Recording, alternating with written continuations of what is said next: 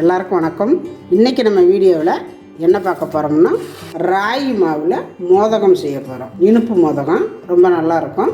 இது இந்த விநாயகர் சதுர்த்திக்கெல்லாம் நம்ம சாதாரண பச்சரிசி மாவில் மோதகம் செய்கிறோம். இந்த மாதிரி ராகி மாவுலேயும் மோதகம் செய்யலாம். ரொம்ப நல்லாயிருக்கும். ரொம்ப ஈஸியான வேலை தான். ரெண்டாவது, குழந்தைங்களாம் ராகி மாவு சாப்பிட மாட்டாங்க. ராகியில் என்ன பண்ணாலும் திங்காத குழந்தைங்களுக்கெல்லாம் இந்த மாதிரி நம்ம செஞ்சு கொடுக்கும்பொழுது நல்லா விரும்பி சாப்பிடுவாங்க. அதுக்கு தேவையான பொருட்கள் எடுத்து வச்சுருக்கிறேன். 1 கப்பு ராகி மாவு, 1 கப்பு துருவின தேங்காய், 1/2 கப்பு வெல்லம், 2 ஏலக்காயை சர்க்கரை போட்டு அரைச்சி வச்சுருக்கிறேன். வாழை எடுத்து வச்சுருக்கிறேன். வாழை செஞ்சால் டேஸ்ட்டாகவும் இருக்கும், செய்கிறதுக்கு ஈஸியாக இருக்கும். அதனால் வாழை எடுத்து வச்சுருக்கிறேன். இப்போ ஒரு வடைச்சட்டி அடுப்பில் வச்சுருக்கிறேன். இதில் கொஞ்சமாக தண்ணி நம்ம எடுத்து வச்சுருக்கிறேன். இந்த வெல்லத்தை பாகு வச்சுக்கலாம். தண்ணி கொஞ்சமாக இருந்தால் போதும். அப்புறம் அதை ரொம்ப நேரம் வற்ற வைக்கணும். அதனால் தண்ணி அளவுகள்லாம் வேண்டாம். இப்போ பார்த்திங்கன்னா சர்க்கரையெல்லாம் நல்லா கறந்துருச்சு பாருங்கள், இந்த மாதிரி. இப்போ நம்ம துருவி வச்சுருக்கிற தேங்காய் இப்போ இதையும் சேர்த்துக்கலாம்.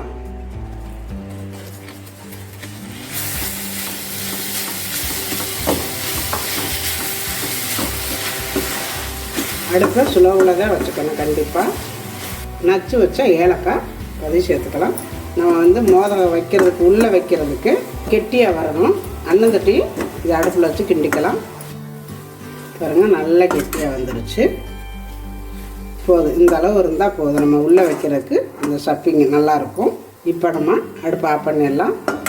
இப்போ வடைச்சட்டி அடுப்பில் வச்சுருக்கிறேன். நம்ம எடுத்து வச்சுருக்கிற ராகி மாவை லைட்டாக வறுக்கணும். வறுத்தா தான் நல்லாயிருக்கும். இப்போ அதை வறுத்துக்கலாம். சட்டி காஞ்சதும் ராகி மாவை போட்டு வறுத்துக்கலாம்.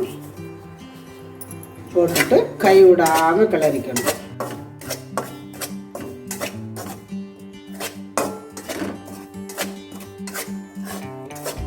இப்போ மாவு நல்லா வறுபட்டுருச்சு. அடுப்பை ஆஃப் பண்ணிக்கலாம். இப்போ மாவை வறுத்து வச்சு 1 கப்பு மாவுக்கு நான் 1 கப்பு தண்ணி விடுறேன். 1லேருந்து 1.25 கப்பு விட்டுக்கலாம் தண்ணி. 1.25 கப்பு தண்ணி விட்டுக்கலாம்.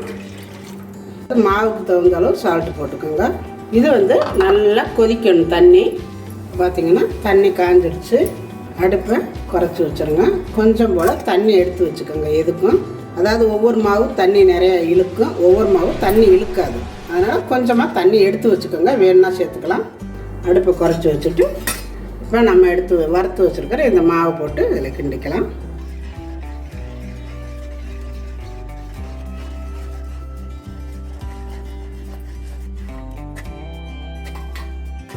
ஊற்றிக்கணும். தண்ணி நம்ம எடுத்த தண்ணி கரெக்டாக இருக்கும். இதுக்கு எல்லாத்தையுமே ஊற்றிட்டேன். எடுத்து வச்ச மறுபடியும் ஊற்றிட்டேன்.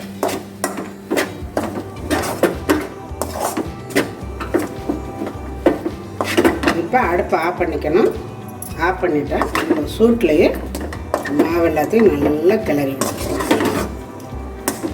இந்த மாதிரி கிளறணும். இது மாதிரி கிண்டுறதுக்கெல்லாம், அதாவது நான்ஸ்டிக் வடைச்சட்டியாக இருந்தால் ஒட்டாமல் வரும். இந்த மாதிரி வடைச்சட்டியிலால் இப்படி ஒட்டிக்கிட்டு தான் வரும். இதில் நெய் இருந்தால் கொஞ்சம் போல் நெய் சேர்த்துக்கலாம். என்கிட்ட நெய் இல்லை. உங்கள்கிட்ட நெய் இருந்தால் கொஞ்சமாக நெய் விட்டுக்கோங்க. அவ்வளோதான். இது இப்படியே எடுத்து வேறு ஒரு பாத்திரத்தை போட்டு நல்லா ஆற விட்டுக்கணும். சூட்டோடவே இந்த மாதிரி அமுத்தி கொடுக்கணும். சூடாக தான் இருக்கும். இருந்தாலும் அப்போவே இப்படி அமுத்தி விட்டிங்கன்னா நல்லா சாஃப்டாக இருக்கும். இப்படியே இருக்கட்டும். இப்போ அடுப்பு பற்ற வச்சு விட்டு இந்த இலையை லைட்டாக வாட்டிக்கணும். அப்போ தான் நம்மளுக்கு ஒடியாமல் இருக்கும். இல்லாட்டி ஒடிஞ்சு போயிடும். இப்படி லைட்டாக வாட்டிக்கங்க. இந்த மாதிரி வச்சுட்டிங்கன்னா இந்த இலை நம்ம சொன்னபடி கேட்கும். இந்த மாதிரி இருக்கணும். கையில் லைட்டாக தண்ணி இல்லாட்டி எண்ணெய் ஏதோ ஒன்று தடவிக்கோங்க. நான் தண்ணி தான் தொட்டிருக்கிறேன். அப்போ தான் நம்மளுக்கு ஒட்டாமல் இருக்கும்.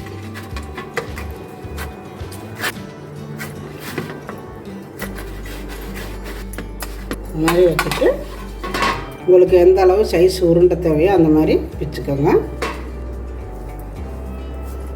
இந்த மாதிரி நல்லா உருட்டி வச்சுக்கலாம். இந்த மாதிரி இருக்கணும். இப்போ எல்லாமே உருட்டியாச்சு. இலையிலையும் நல்லா அப்படி தொடச்சிக்கோங்க. தொடச்சிட்டு நம்ம உருட்டி வச்சுருக்கிற இந்த உருண்டை எடுத்து இதில் வச்சு மெதுவாகவே அமுத்திக்கோங்க. வேகமாக அமுத்திங்கன்னா விரிசல் விடும். லைட்டாக தான் அமுத்தணும். லைட்டாக தண்ணியை தொட்டுக்கோங்க.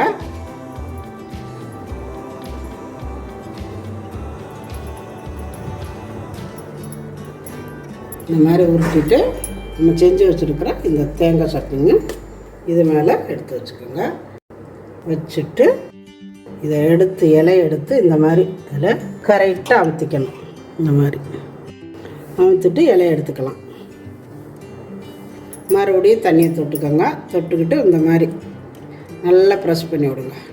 இந்த மாதிரி அமுத்திட்டு இலையை விட்டு தனியாக கூட நம்ம எடுத்து சட்டியில் வைக்கிறனாலும் வச்சுக்கலாம், இல்லை இலையிலே வைக்கிறதுனாலும் நம்ம வச்சுக்கலாம். இந்த மாதிரி நான் இலையோட தான் இன்றைக்கி வைக்க போகிறேன். இப்போ இருக்கட்டும். நல்லா தண்ணி தொடச்சிக்கணும் கீழே. இதுக்கு வந்து எண்ணெயெல்லாம் வேண்டாம். எண்ணெய் போட்டிங்கன்னா நல்லா இருக்காது. உங்களுக்கு வேண்டாம், கையில் செய்ய முடியலன்னா சப்பாத்தி கட்டையில் கூட இப்படி உருட்டிக்கலாம். இந்த மாதிரி உருட்டிட்டு இதில் ஸ்டஃபிங் வச்சுக்கலாம்.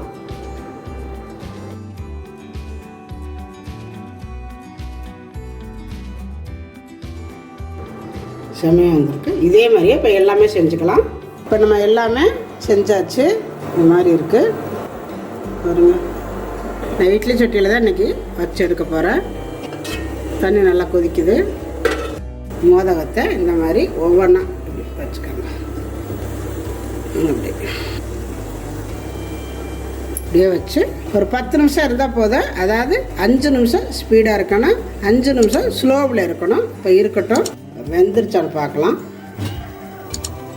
போதும். நம்ம ஏற்கனவே வந்து நம்ம மாவு வேக வச்ச மாவு தான், அதனால் வெந்திருக்கும். போதும். அடுப்பு ஆஃப் பண்ணிடலாம். ஒன்று எடுத்து பார்க்கலாம் எப்படி இருக்குன்னு.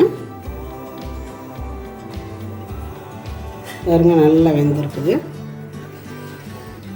நல்லா வெந்து நல்லா இருக்குது பாருங்கள்.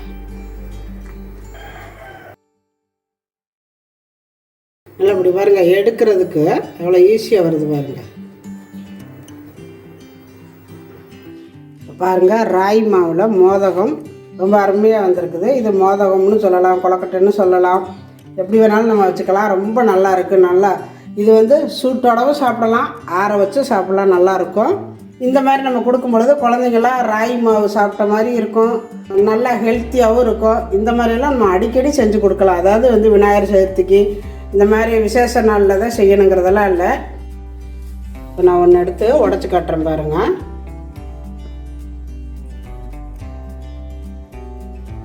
எப்படி இருக்குது பாருங்கள், செமையாக இருக்குது. எங்கள் வீட்டுக்கார் சாப்பிட போகிறாங்க, சாப்பிட்டு பாருங்கள் எப்படி இருக்குன்னு. நல்லா இருக்கா? ஓ சூப்பர், பரவாயில்லையா? கேழ்வரகுல இப்படி செய்கிறது இவ்வளவு நல்லா இருக்குது. நல்லா இருக்குது. இன்னும் ஆறுனா ஸ்ட்ராங்காகவே இருக்கும். மோதகம் மாதிரி விநாயகருக்கு பூஜை பண்ணுறதுக்கெல்லாம் நல்லா ஸ்ட்ராங்காகவே நல்லாயிருக்கும். சூப்பர் ஐட்டப்பா, சிம்பிளான வேலை. ரொம்ப அருமையாக வந்திருக்குது. இதே மாதிரி நீங்களும் செஞ்சு பாருங்கள். செஞ்சு பார்த்துட்டு எப்படி வந்துச்சு அப்படிங்கிறத எனக்கு கமெண்ட்டில் சொல்லுங்கள். இந்த வீடியோ பிடிச்சிருந்தா லைக் பண்ணுங்கள், ஷேர் பண்ணுங்கள், செட்டிநாட்டு சமையலுக்கு சப்ஸ்கிரைப் பண்ணுங்கள். நன்றி. வாழ்க வளமுடன்.